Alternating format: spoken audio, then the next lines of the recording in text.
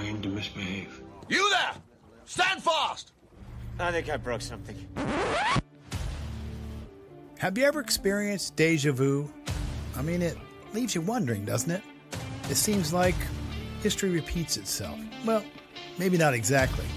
I don't know about you, but from where I sit, it sure seems to rhyme. The funny thing is, when they tell you it's new, it's not.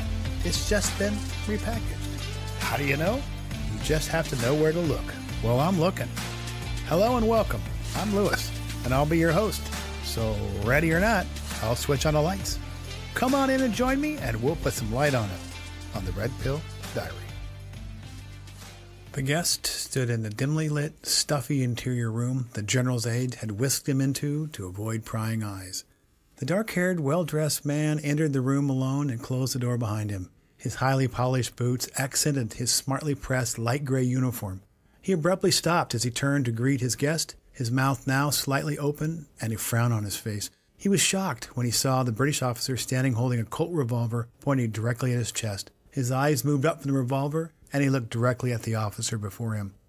"I'm here to arrest you, General," the officer stated flatly, quickly removing the general's revolver.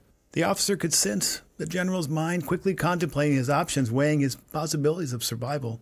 Or, he continued stressing this word, "I could shoot you." He finished, hoping the latter would help the general's decision-making process. So far, he had met the first conditions of this operation, to take the general alive. However, the second requirement, without creating a disturbance, was still unfulfilled. But things were looking up for the general, and for him as well. The moments passed, the general's face softened, and he glanced at the table to his left next to the sofa with 2 glasses, an uncorked bottle of Shiraz, an assortment of crackers, fruit, and cheese. A table set for a previous engagement. "It would be a shame to waste such a bottle to the unsophisticated. Wouldn't you agree?" he stated with a smile. The officer nodded affirmatively, continuing to hold the revolver steady. The general slowly picked up the glass, swirled the contents, and drank. He smiled, corked the bottle, and placed it under his arm. "Shall we go?" he said. The officer motioned to the window, where a car awaited outside. It was a short and uneventful ride to the rendezvous point, where an officer and 6 men were waiting to take the general to the next destination. The officer opened the passenger door, and the general stepped out of the vehicle, brushed himself off, adjusted his jacket, and then reached back into the sedan and collected his things. He looked at the bottle of wine, waited momentarily, looked up, smiled, and then handed the British officer the bottle of Shiraz. "I won't be needing this where I'm going," he said, extending his right hand. "Thank you for the courtesies. I would like to think I would have done the same." The British officer took the bottle in his left hand, shook the general's hand, and watched him walk to the other vehicle and enter the car's back seat. The drab-colored sedan disappeared into the desert and the darkness, leaving only a cloud of sand and the headlights bouncing along the dirt road as the car retreated into the distance. "I doubt the general would have treated him the same," he said as he looked at the bottle and its label. It was only a short ride to the landing field and then to places unknown. No, he thought, the general would not need the bottle of wine where he was going. Operation Pongo was a success, and he would drink to that. It was December 7th, 1942. Now for the backstory. Our focus initially is going to be on the tense rivalry between Russia and Great Britain. This is in Central Asia.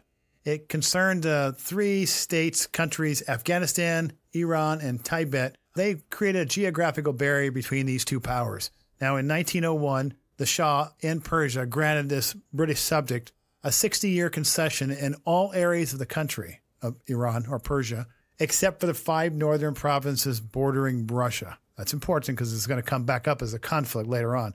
And essentially, it allowed this British subject carte blanche exploration and transportation relating to the oil that he would or could or should maybe find in Persia.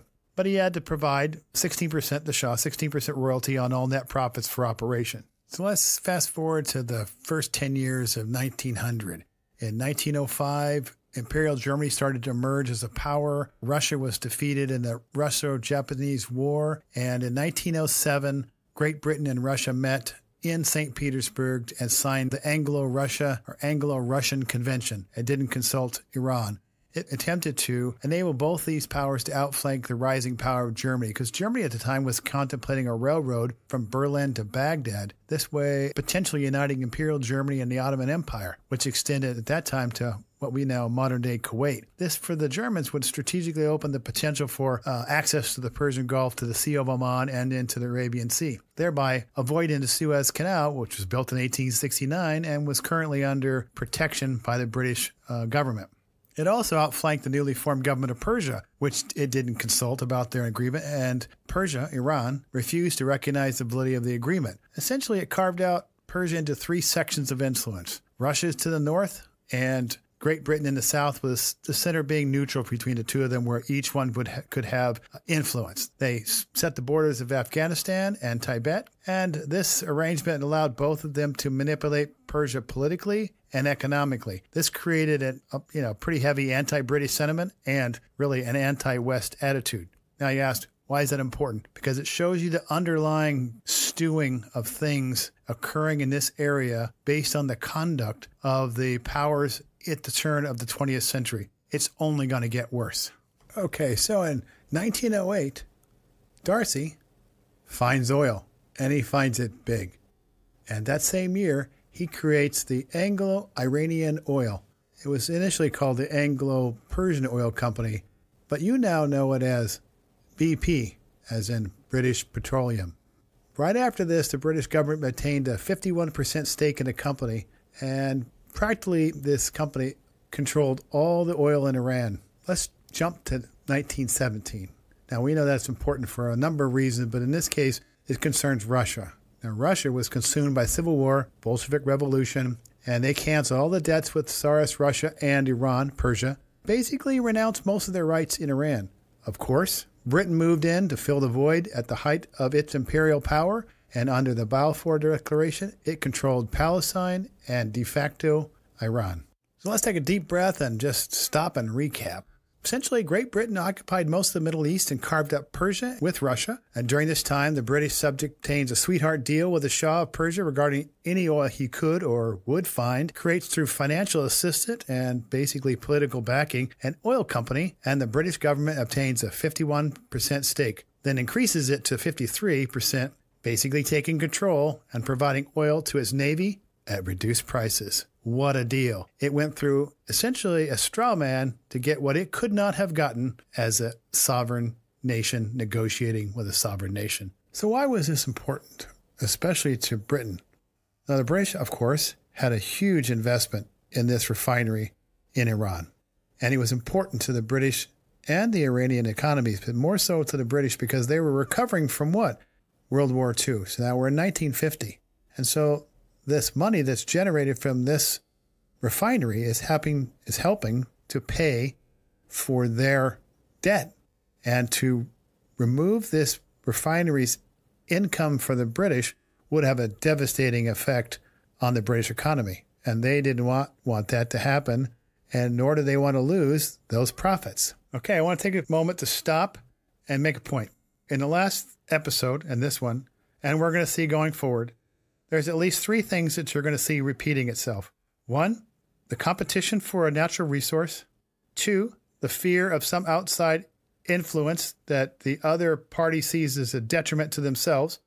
And three, some mechanism by which to increase the profit for the private company's power to get a sovereign to do its work to protect it so they continue to make a profit in that country. So you say, well, that's a lot of information. What's the point? Well, the point is we're starting to build a template to show how these entities take advantage, for lack of a better term, of another sovereign resources for their advantage. Because they believe, they being the sovereigns, those who see themselves more sophisticated than the people who are actually controlling or should have control over those resources, don't want those individuals controlling it because they don't trust them to do what's in the best interest of the sovereign that's controlling the country. Of course, they're not going to do what's in the best interest of the sovereign controlling the country. They're going to do what's in the best interest of them and their government. Well, regardless of whether or not we agree with it or not, that's what they should do. Do we say, hey, you know what? The rest of the world, do you mind telling us what we should do with whatever resource we have in this country? Of course, we don't ask them. But if someone comes in and starts to try to control our resources, boy, I tell you, isn't there a lot of hubbub about that? Just think about, 10 years ago. Who sold off our uranium? Remember that? That was a big hubbub. How about selling off the property next to Air Force bases or military installations? What about that? What about selling property to other countries who now control those assets in our country? Isn't that a big deal? Of course it is. It's also a big deal for them. So now we got the underlying flavor for kind of the dynamic that's going on in this area of the globe. Let's talk about the cast of characters. We have, of course, the British and its Secret Service. We have the CIA. At this time, the deputy director of the CIA was none other than Allen Dulles. Now, Truman was the president initially, and Acheson was the Secretary of State, but Allen Dulles was the deputy director of the CIA. John Dulles will become the Secretary of State under Eisenhower, and, of course, Allen Dulles will become the director of the CIA under Eisenhower. And batting for the CIA in this matter is none other than Kermit Roosevelt. Yes, the grandson of Theodore Roosevelt. Remember I told you how families and political people tend to show up in different generations and are related to each other? Well, here again is another one. So in 1951, the Shah of Iran basically yielded to popular pressure and appointed a guy named Mohammad Mossadegh to be Iran's new prime minister. He was a lawyer. He was a wealthy landowner. He had been a prominent political figure in Iran since 1900s. He gained reputation as a liberal Democrat, and he was an ardent nationalist. And by the 1940s, he was identified two main issues: transfer the political party from the royal court, that's the Shah, to the parliament, known as the Majlis, and a desire to increase Iran's control over what? The oil industry, which was controlled by who? The British-owned Anglo-Iranian Oil Company, or AIOC. Because what happens when you nationalize something? The government takes control over it. Who owned it before? The British. Who owns it now? The Iranians. That would be a problem for who? The British. So now you know why we give the backstory, because you can see that the fuse is lit. And now someone plans on misbehaving. And we know who that would be. That would be the British. And if the British can't get it done by themselves, who are they going to call? The CIA. And that's exactly what they did. So the strategy of the British, either pressure Mossadegh into a favorable settlement to them, as in Britain, Great Britain, or remove him from office. And they were going to do it by either a series of legal maneuvers, either the International Court of Justice, or they're going to do it by undermine Mossadegh's base of support and finally remove him from office. Now, how does that happen, you say? Well, it's usually through covert political action. They got a network of pro-British politicians, businessmen, military officers, and religious figures to speak out against him, and they needed to find a replacement, someone more aligned with their perspective, meaning someone they could control. This wasn't about in the interest of the Iranian people. It was centered on the interest of Great Britain. So who was the person that they had in mind to replace Mossadegh? Enter General Fazlollah Zahedi. Remember him? Well, now he's back. Apparently, he doesn't have any bad feelings with the British after they kidnapped him by gunpoint, but here he is back and favorable to the British. The British start this plot for Zahedi and the Rashidians to plot against Mossadegh after his arrival in July of that year. Now, is this starting to sound familiar? Now, think about the previous episode with Lumumba. Now, Lumumba and that assassination in the Congo was in the 1960s, a decade in the future. This is the 1950s. It's the same time these German scientists are still working on all this stuff going on for the CIA. So all this is still going on when they initially start this action in Iran. And they follow in the 1960s with Lumumba. The problem for the British is Mossadegh is very aware of what's going on, and he kicks the British out of the country. Enter the CIA and Mr. Kermit Roosevelt. Now, Roosevelt likely had the Rashidian brothers and others transported to the CIA headquarters and trained in the United States. And Roosevelt used these individuals on a four-pronged assault to depose Mohammad Mossadegh. He got rioters from the slums, and they had them rampaging through the streets, shouting their allegiance to communism and against Mossadegh. They had the fake, what they call communist group is Tuda, or a party aligned with supposedly Moscow. And they were shouting things like, "Death the Mossadegh, long live the Shah." They were breaking windows. They beat innocent bystanders. They shot at the mosques and generally aroused the outrage of citizens. They had patriotic mobs that would supposedly suppress these rowdies, preferably with the help of friendly police officers. Then they tore down statues, rampaged at will, which showed the country basically, or people saw it sinking or in trouble, needing a quote-unquote rescuer. Then they created anti-American activities for which the ambassador would complain to Mossadegh, who apparently had a soft spot for Americans. And Roosevelt used this to his advantage because turmoil was the goal. And it worked. He fled to avoid being killed by the rioters outside of his house at the last moment, and fled to the area of Iran where he had the most favorable component of supporters. And who was sitting in the wings being prepared to be prime minister on the vote of the parliament and the recommendation of the Shah? You guessed it, General Saidi, the same one that was captured by the British at gunpoint, interred in Palestine for the duration of the war. He's now the prime minister of Iran, who happened to be pro-British and pro-West, just what the doctor had ordered. So what was the final outcome of the 53 coup in Iran? It slowed and basically halting the progress that Iran had been making since the 1900s towards a more representative form of government, thanks to the American and British intervention. In the years after the coup, the authoritarian regime was gradually consolidated in Iran with massive assistance from the United States. Martial law was installed and remained in effect for several years. Dissenting supporters were arrested and pro-Mossadegh demonstrations were broken up. Successor political entities were suppressed, press censorship was initiated, and basically a secret police force was established and evolved into the notorious SAVAK. And guess who trained the police force initially? Major General Herbert Norman Schwarzkopf. That would be the father of the General Schwarzkopf of Operation Desert Storm. I told you that there's family involvement in a lot of these cases, and here's another example. So what happened between the United States and Great Britain? British Petroleum was forced to accept membership in this consortium of companies that brought Iranian oil back on the international market, and essentially it had to give interest in its company to American oil companies, not to the American people, to the American oil companies. Not that we should have gotten the benefit from it, but don't let them tell you they did it for the benefit of your country. They did it for the benefit of the oil companies. Is it any wonder that these countries don't like us and shout hate slogans towards us? One only has to look at history to see sometimes we're our worst enemy. Now, let's land this airplane. So put your seat backs in the upright position and your test tables back in its normal position and prepare for landing, because we aim to get serious. Now, I'll stop here and think about what they did to successfully overthrow Mossadegh, who was duly elected by the parliament.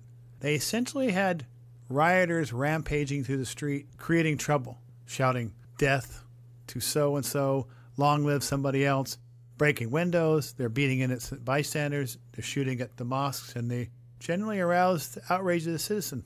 Does that sound familiar? How about 4 years ago? That looked like anything you saw around here? Well, then they had these mobs that would come up and supposedly suppress the rowdies, and then the help of the police would help them. Does that sound familiar? Well, they tore down statues and rampaged at will. So it provided, or at least gave the impression that the country was sinking into trouble and they needed, quote-unquote, a rescuer. Well, guess what? Do you see that happening now? Before? Ask yourself, where have you seen this before? Not just in 1950s and 1960s, but you're going to see this over and over again. This is a pattern. This is the whole point. Watch these patterns. Watch what they do, because they're going to repeat them. They've done it in the past. Why wouldn't they do it now? I'm not saying one way or the other, but there sure are a lot of similarities between this and 1950 and what we see going on in our country even today. I'm just saying, something to think about. Let me close by asking this one very serious question. As we learn about history and about the things that has transpired, and we start to look at the things that are going on around us, we have to ask this question. If they did it there, will they do it here?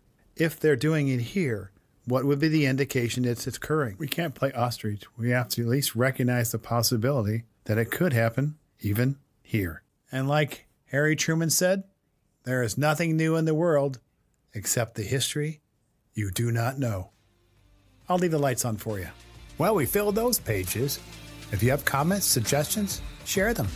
You know, the more input, the more likely a better outcome. I'm moving forward because backwards is not an option. I've turned the lights on here, and I'll be leaving it that way. Join me next time on The Red Pill Diary.